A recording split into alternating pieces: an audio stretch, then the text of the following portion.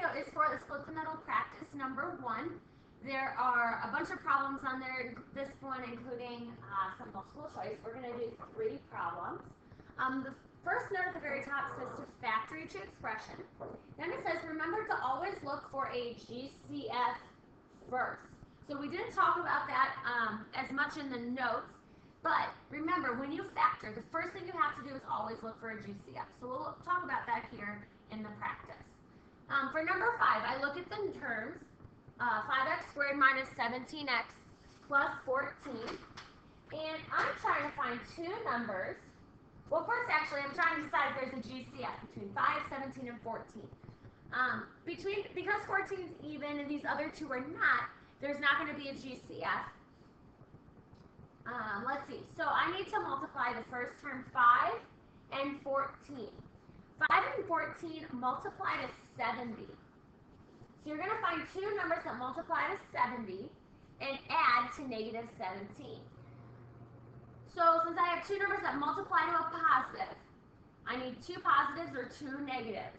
Because this middle term here is negative, I'm going to use 2 negative numbers. So I'll need either negative 1, negative 70, negative 2, negative 35, negative 5, 14, or negative 14, or negative 7 and negative 10. So you only need 2 negatives here. 2 negatives multiply to a positive, and then they'll add up to be negative. The 2 numbers that look like they're going to add to negative 17 are negative, excuse me, negative 7 and negative 10. So what we're going to do is split the middle like we always have. Bring down the first term, 5x squared. Bring down the last term of 14. And we'll split up the middle here with negative 7x minus 10x.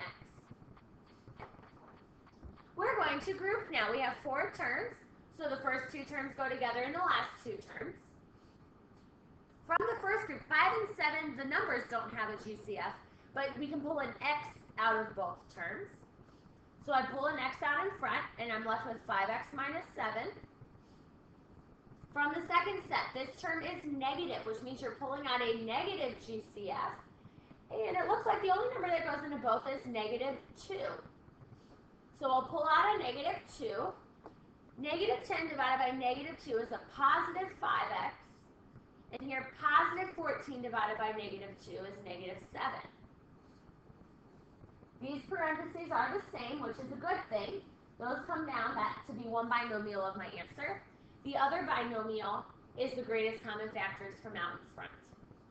You would check your work here by using the distributive property. So that's our first one. What I'm going to do here is actually, I'm going to cover that up so that we just have a little less on the screen to look at it this time. The second problem, 2x squared minus 14x plus 12. Well, remember, up above it said we always have to look for a GCF first. 2, negative 14, and 12 have a GCF in common. They all have 2. So we need to divide 2 out of every term. So I'll bring the 2 out in front, and you'll be left with x squared minus 7x plus 6. Now that 2 is going to hang out in front the whole time while we split the middle on the rest of the polynomial. So what's inside the parentheses? Here I have 1 that I'm going to multiply by 6.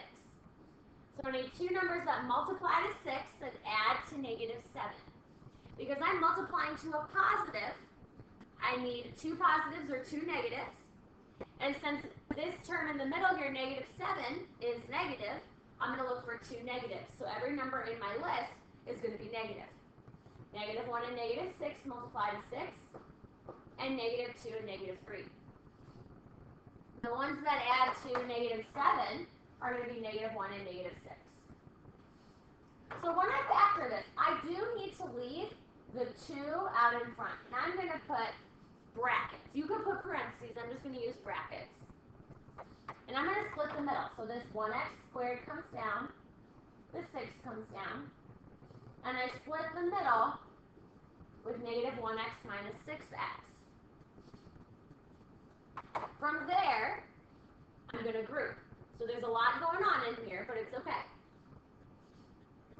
From the first group, I can bring out an x. So in my next step, I leave the 2 in front with my brackets. Just leave it there and ignore it. Inside, I keep doing split the middle as usual. So that GCF comes in front. You're left with x minus 1 inside.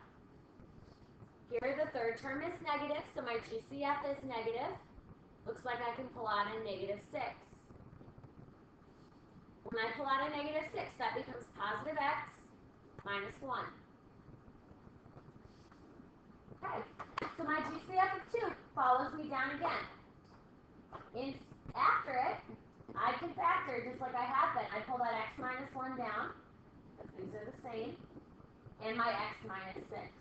So including that GCF, there are 3 factors, but that is the final factored form of the original problem. All right, one more here. Look to the back. We're going to go over the multiple choice question here. Which of the following is 9x squared plus 12x plus 4? Now there is multiple choice. There's a couple ways to do this. Let's just do split the middle. So I multiply the 9 and the 4. 9 and 4 multiply to 36. So 2 numbers that multiply to 36 and add to 12. 12 is positive, so I want 2 positive numbers. So let's make a long list here. 1 and 36, 2 and 18, 3 and 12, 4 and 9, 6 and 6. Those all multiply to 36. Don't worry if it takes you a little longer to come up with the list than me. I've had a lot of practice. All right, the numbers that add to 12 look like they're going to be 6 and 6 here. So when we do split the middle, I write that 9t squared in front, the plus 4 at the end. And in the middle, I split it up with plus 6t plus 6t. And I group like I have been. The first 2 groups go together, the last 2 groups go together. From the first group, it looks like I can pull a 3t out of both. So I'll have the 3t in front, and that when I divide gives me 3t plus 2. These t's cancel off. From the second group, the third term is positive, so my GCF is going to be positive. And I think I can only pull out a 2 here. So I'll pull out a 2 and I'll have 3t plus 2. So my parentheses come down, 3t plus 2. And then the GCFs come down as well, 3t plus 2. So when I look at my answers, I don't have a multiple choice question that actually says 3t plus 2 times 3t plus 2. However, whenever I have something multiplied by itself, that means I can rewrite it this way. 3t plus 2, since I'm multiplying it by itself, I could put a square, which is answer A. Ask your teacher if you have other questions. Check the key on Canvas. Try practice number 2 if you need more help.